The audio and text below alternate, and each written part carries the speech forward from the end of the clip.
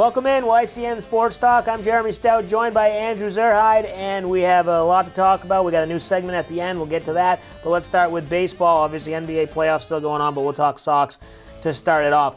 All right, the Sox, we've been talking the last couple weeks. They've been hitting the ball decent, but been struggling to score runs, and that's no longer the case after an outburst the last 3 games. Scored quite a bit of runs. They got the offense going.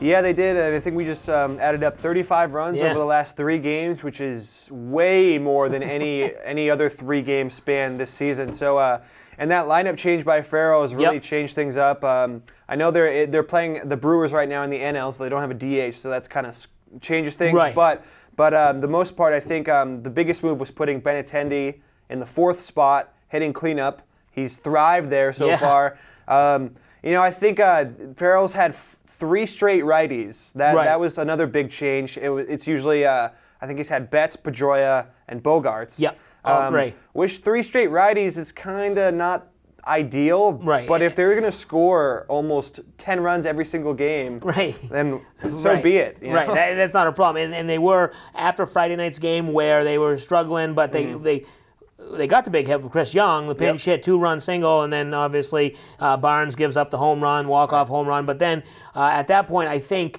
what was it? They had scored, the 26th run scored in the American League. Right. So way down there. Now they're obviously back up to the middle. An 11-run game and a 17-run game. So ideally, take out the National League part. You get back to the American League. What's the ideal lineup? What do you think? Because I don't think they're going to keep changing it. I think it's going to stick to something. What do you think they should be? I mean, do you like Betts batting leadoff? I mean, I know he's not your prototypical leadoff hitter. He is fast, but he also has power. So is he first, second, third? He can't drop to 4th, I don't think. It's hard to say. I mean, I was hearing earlier this season, if you think about the people in your lineup, who gets the most at-bats throughout the season, I think it was your number 2 hitter will get the most at-bats every year. And so, with your leadoff guy, you want on base and you want speed.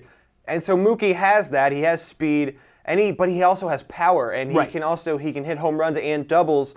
So he's not the best leadoff guy to me. I mean, to me, I think Pedroia leading off is probably your best option right now. Yeah. But I mean, we've seen Betts leading off with this offensive outburst. Right. If that's gonna make him and everybody else hit well, then I think that's the way to go. Right, and I think we'll see, at least at this point, obviously, Wednesday night's game, it looks like Hanley might play first base, so we'll get Moreland out. You'll put Hanley back in, another righty to get in there. So, but once you get back to the regular swing of things, I think you might see a Pedroia Betts, because you're right, you're supposed to have your best hitter, number 2. It's no longer a cleanup hitter, because he might not get up in the first inning, batting 4. You go 1, 2, 3. Betts hits a leadoff home run. If he does that in the second hole, with Pedroia on base, it's a 2-run homer. You can figure it out for yourself. You want to have that guy who can hit the ball, have some good speed. So I think Pedroia lead off, Betts second, and then maybe Benintendi or Bogarts, and then see what happens. Hanley, maybe he's heating up too. So I think their offense is back on the right track. Yeah, I agree. And, they're really the 4 main guys who have been hitting well: Pedroia, Bogarts,